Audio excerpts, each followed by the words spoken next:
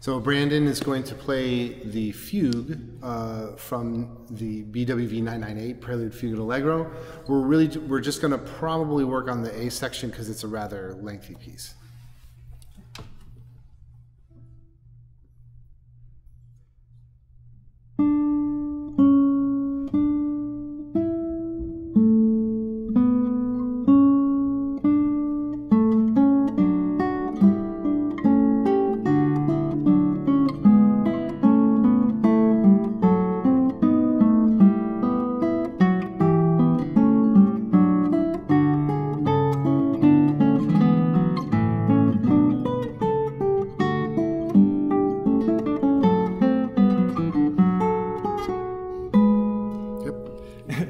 If I have some music. No, or you can, yeah, you can try it with that. That's fine.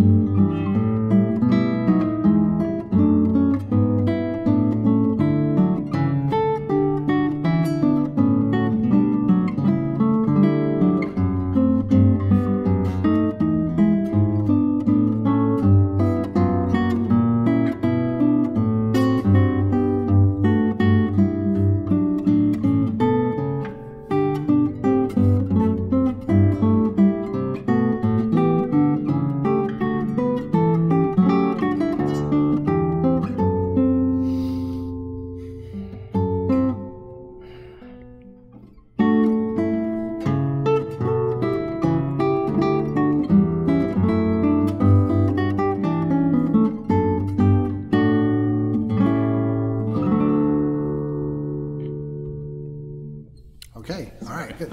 Yeah, no worries. So, no, go ahead and keep it. Actually, this piece I know. Awesome. So let's just try it again, and this time, yeah, go a little bit. I think go a little bit slower. Your tempo is pretty brisk, actually. like.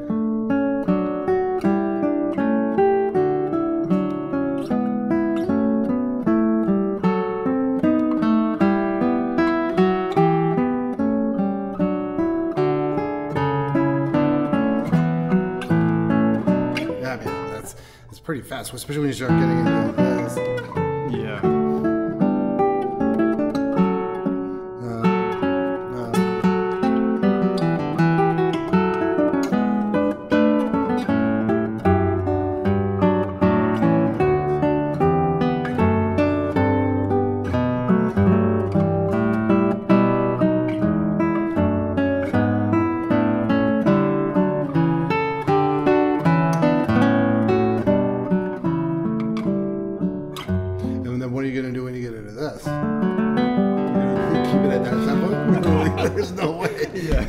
There's no way. Yeah, so I would recommend just not really shooting for that right now. Mm-hmm. I mean, so let's try it at a little bit slower tempo. The one you started with, actually, the first time you went through is this, mm-hmm. and I think that's a more reasonable tempo. That's what most players play it at.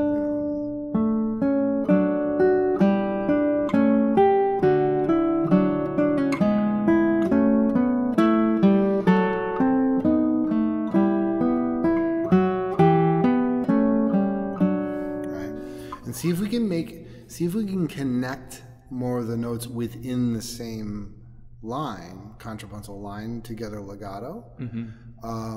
And then also when you have an opportunity to exploit, if you will, the melodic content, like, right?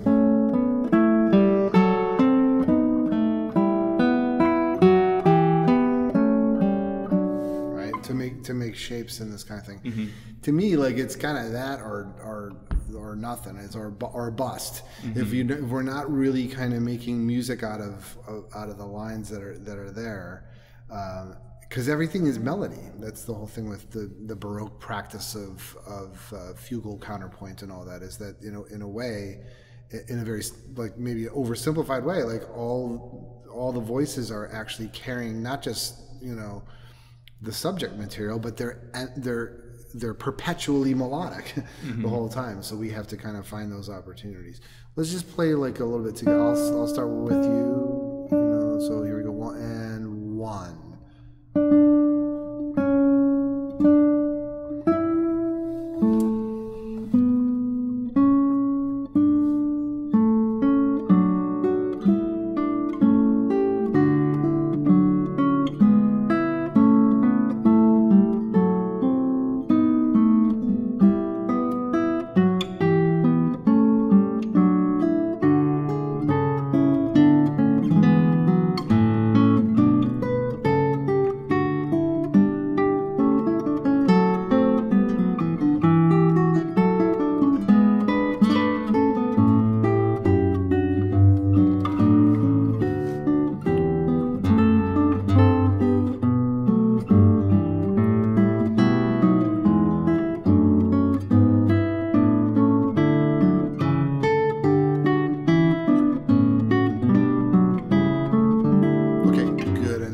There, because then this is like a little bit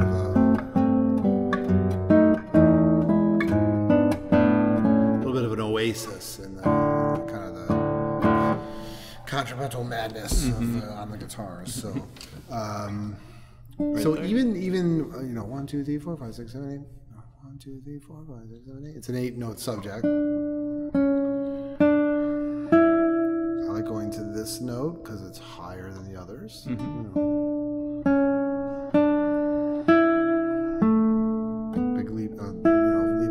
Of a fifth down, and then you hairpin down. Then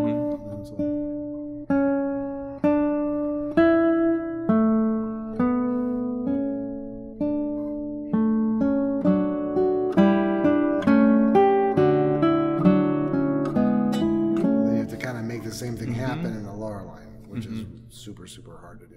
Just on with 2 lines. So let's try that much right there. In the very start? Yeah.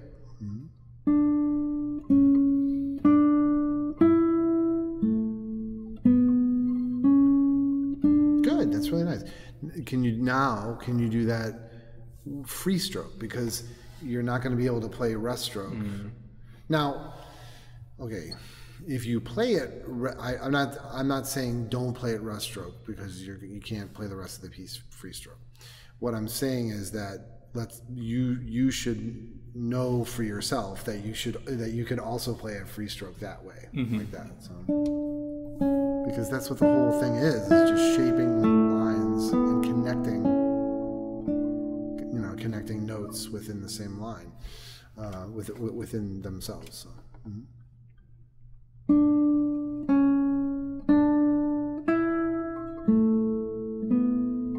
Much better. That's good. Now we'll do the same thing again. Don't come down yet here.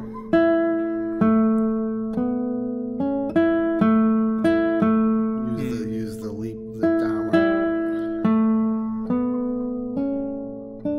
You can kind of then taper the last 2 notes or so.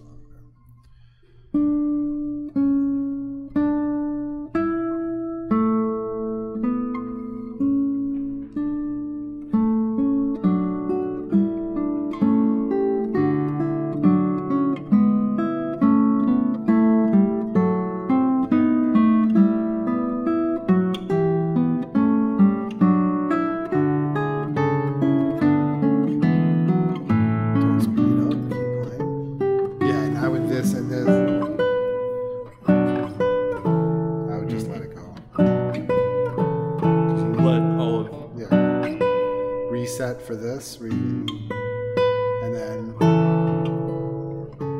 because we need to hear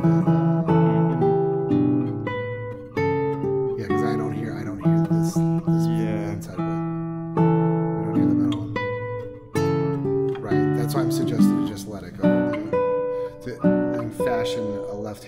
shape by which you can then,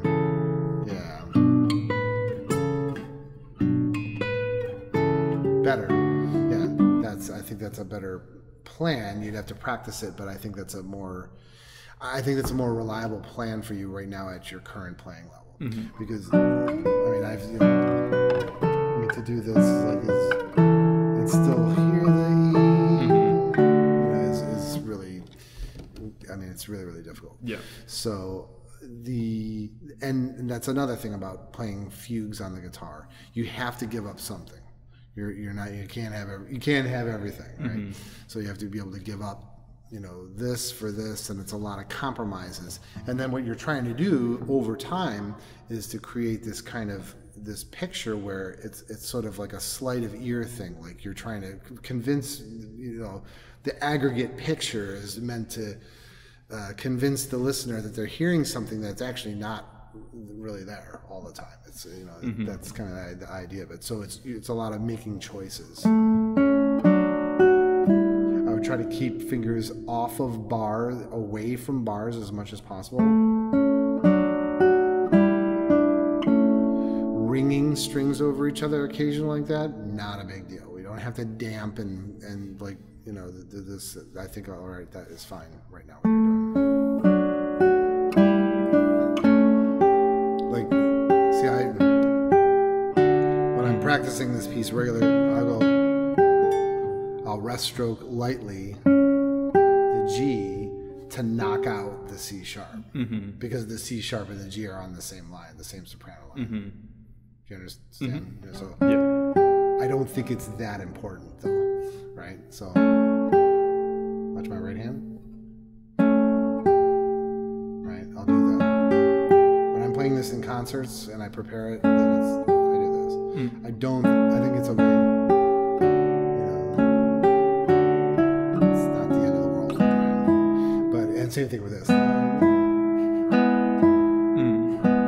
just use a rest stroke. I use a rest stroke, a light rest stroke. Ta-da! Because the B and the E are the same stem up line. Right? Cool.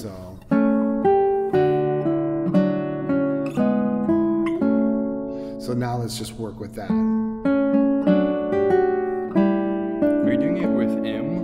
It doesn't matter. I mean, whatever you want. Good. Let's try it again. That was much better.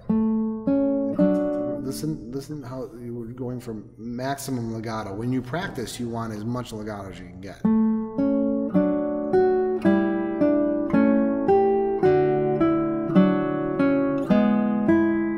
Including the bass. Don't forget your stem down line too.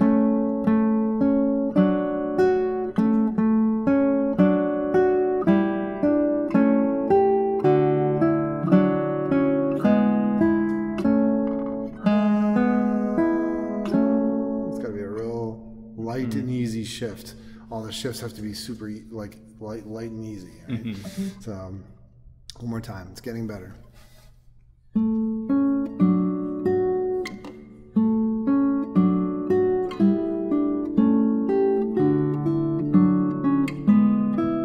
Okay. Now I'm hearing preparation in the right hand. I'm hearing this. I'm going to exaggerate. I'm exaggerating, so it's not this bad. But watch my right hand. I'm hearing this.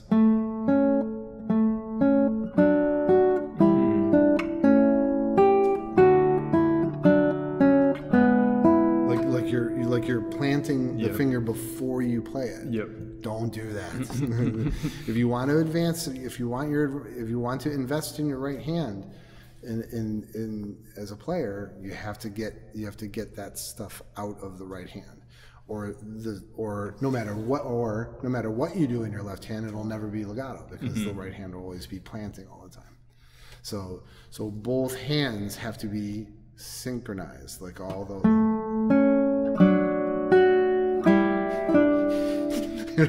We don't want to play like this, right? Because it's inefficient. But this is kind of like a good little exercise to see if, because you're just trying to sweep the string. You don't want to stop at the string before every note you play, because then it's going dot dot dee dot, dot, like that. So let's try. Now watch me. And every teacher's gonna be like, "What are you doing? Jason Vieaux told me to do that." No. Yeah, next time you see me. Right. No, I mean, meaning like that's not what I'm saying don't, but sometimes actually that's a good kind of thing to get you out of the whole thing of like, of what the rut that you're stuck in and playing right hand strokes. Like you have a lot of planting in the right hand embedded in your playing. Yeah. How long have you been playing classical guitar? So I started by playing jazz, and then like a few years into college, I switched over to classical. Okay. So it's been, I think, 6 years. 6 years on playing classical guitar. But how many? Okay, but then you're still studying jazz as well at the same time, or a little bit now. I'm playing. I injured myself for a while, so now I'm coming back after about 2 years of on and off playing. You injured your right hand? Both of my hands, tendinitis. But it's all right now. Okay, So, yeah. good. But I've played since I was 6, so it's been about 19 years. But classical was the later development for me. Right, a later development. Yeah, so that's the thing. I mean, a lot of the early training will tell us to tell, and the teacher as well in pedagogy, to tell the teacher to tell the student to make sure that their fingertip is on the string before every stroke, and that they feel the string and this kind of thing. But oftentimes, and that's fine like for a player the first 2 years, but then you have to get it out of their playing, because then they play like that, and then they're playing something like this, and you can't play pieces like this with that. It just doesn't work. Or anything, or make a legato line or something like that. This is even just playing like a rest stroke scale. Like, you can't. I mean, that's a nice sound. It's a détaché sound.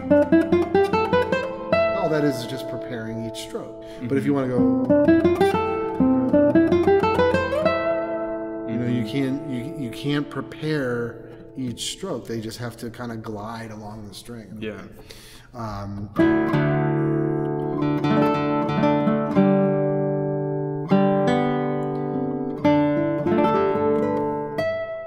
So yeah, I was just making something up. I mean,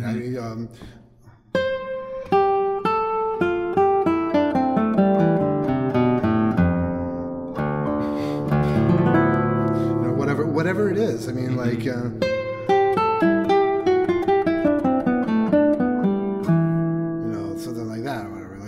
You're a jazz guitarist. I mean, and I can improvise a little bit. I'm not a professional jazz musician, but like I can play over charts and stuff like that. If I want something to be legato, I can do that if I wish, or if I want something to be staccato. Another thing is also the jazz training teaches you guys to play a lot of sort of détaché, because it's hip. I mean, that's kind of like what the sound is. It's like I'm a huge jazz hound since I was 3 years old, so I know the sound of like the Kurt Rosenwinkel's playing, and all the newer players and the older ones, and Wes and Jim Hall and that kind of thing. But this is, of course, as you soon realize, is a completely different aesthetic in classical like playing. It's like legato is kind of like a big deal, so because we're trying to now shape lines. In a way, we're trying to take the guitar and make it sound like it's something that it's not. In a way, we're trying to when you have music that involves long breathed lines, like things that are sung, we're basically trying to imitate singers or bowed instruments, or like wind instruments and this kind of thing, things that sustain, even though our instrument doesn't have any sustain on it at all. The note decays as soon as we pluck it. That's it, right? But again, the sleight of hand thing, or I should say sleight of ear,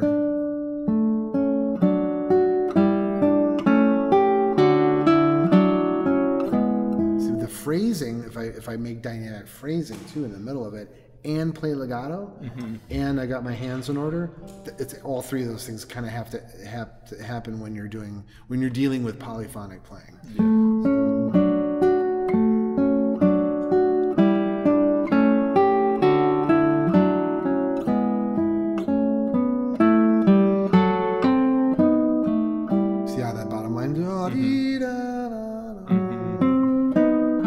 And then it's answered in the top line.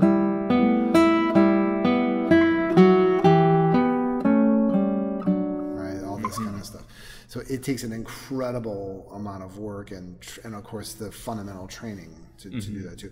So do you regularly work on scales and arpeggios and stuff like that? Yes, I was doing that for a while, sort of while my hands were recovering, just working on technique. Well, sure. But now I've been sort of more on repertoire, so I've been neglecting a bit of that, which maybe is why some of this is showing up too. Right. Are you comfortable with me asking when your tendonitis went away? When I completely stopped playing. It took about 3 months of not playing, and then small amounts, but I mean, it will still flare up sometimes if I play too much. So how many hours of guitar would you say that you play a day? Well, when it happened, I was playing like 8, which is why it happened. Now, not so much, probably like 2 to 4. Okay. You've been playing 6 years. Yeah, I would say that this piece is probably not the best choice. I don't know if did you choose it or your teacher chose it? Or? I am working on this, and like, so Rogue. No, I'm working on it with my teacher. Okay. Cameron O'Connor is my teacher. I'm not sure if you know him.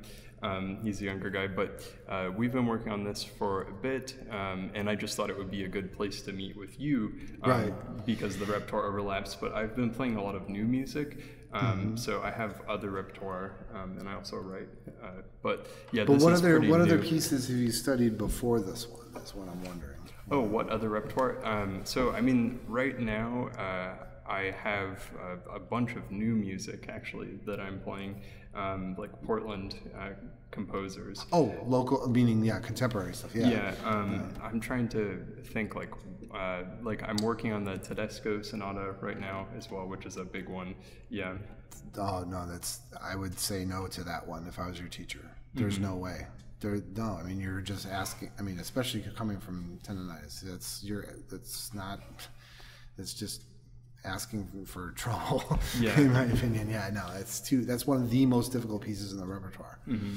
So yeah, no. What else?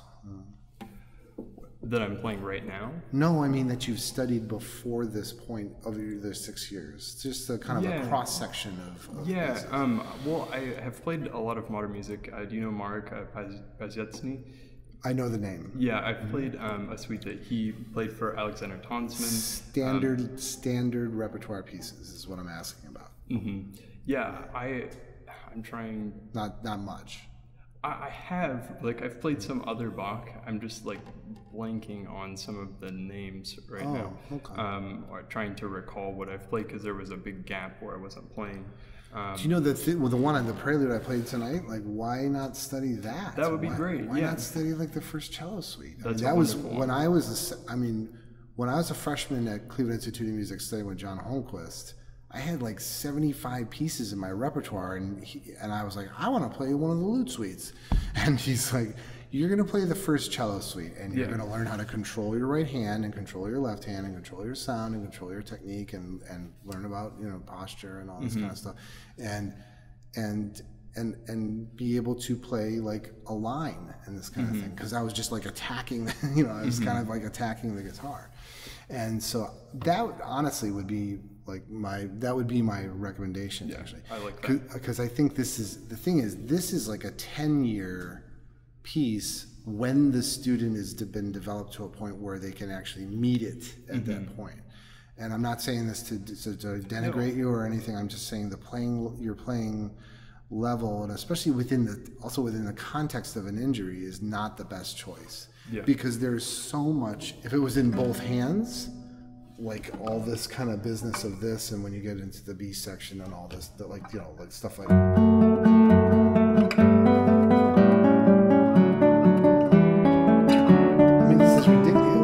Even just thinking of it, I've played this piece probably 100 times in 100 concerts over the last 20 years, and even just thinking of that now,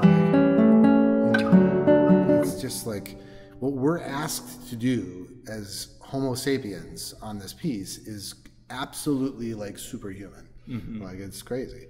So I would say that, something like that, Castle and Tedesco Sonata. It's just not. You're not helping you to to improve by doing that. So I would have I would try to I would really sort of think about that going forward. Yeah. So, and what sort of brought me to that was the fact that it's like you're still preparing your right hand strokes. Mm-hmm. So you have to study some intermediate level pieces where you get that out of your playing. Yeah, it's funny because it wasn't that way before. I wasn't doing so much preparation, and then I worked on a lot of preparation. So I wonder, I mean, like, what would happen if I just try and not play in that way? Like, well, and then also a lot of newer music also has like intense articulations and stuff like this, like the third movement of the thing today. Mm-hmm. Yeah, that's like a lot of like stopping with my right hand, which really, honestly, at my age, like it really tires my right hand out. So I have to spend longer amounts of time actually preparing it in a relaxed manner at super slow tempos, right? Mm-hmm. And like varied articulation in order to not wear my right hand out, right? So, and that's like a professional player, right? So I would actually think about having goals of like a few pieces, things like Fernando Sor and those collections, not the concert, not the concert brillante pieces like Opus 9 variation, Mozart variations or anything like that. I mean, like, all of his best pieces are actually in those collections, like Opus 35. Yeah, those things. Those are where all the gems are. Actually, they're like his kind of like sort of Mozartian, if you will, kind of moments, and those will really show you how to play counterpoint in a way. Like they'll really it'll be like you'll have to actually deal with playing counterpoint, but not at this level. Like this is like that level is kind of insane. Yeah, so, especially if I'm not like actively playing the sort of supplemental material. So. And Carcassi etudes are great, and also because they're not easy. I don't think the Carcassi progressive studies are very easy at all. I mean, really, to achieve what musically needs to be done with them. Giuliani has a lot of kind of things. There's also a lot of modern and contemporary repertoire that one can do, like the Brauer Tres Apuntes, for example. Mm-hmm. Do you know this piece? Mm-hmm. Yeah, Tres Apuntes is another one that like where it gives you an opportunity to actually deal with playing super legato and détaché, like slightly detached, and super staccato, all in one piece. That's like 3 short movements and that kind of thing. And that was, I'm very thankful to my teacher, John Holmquist, for that, because that he's like, slow down, like you've got to like just let me, we'll just go right here and we're going to start with this and this kind of thing or whatever, because I had like all this facility and but it's I'm feel pardon me because I get very passionate about this kind of thing sometimes. I just don't want to I want you to kind of feel like you're really progressing. And I think that's a very important thing from the teacher's perspective, that for the student is to really kind of sort of pick the right repertoire for them, so that like a plant or a flower, like it can really grow, that type of thing. It's like a pruning bushes or something, like, and not allowing them to get overgrown too much. Yeah, absolutely. So okay, good. Well, thank you very much. Yeah, thanks so much. Nice meeting you. Yeah, it's nice to meet you.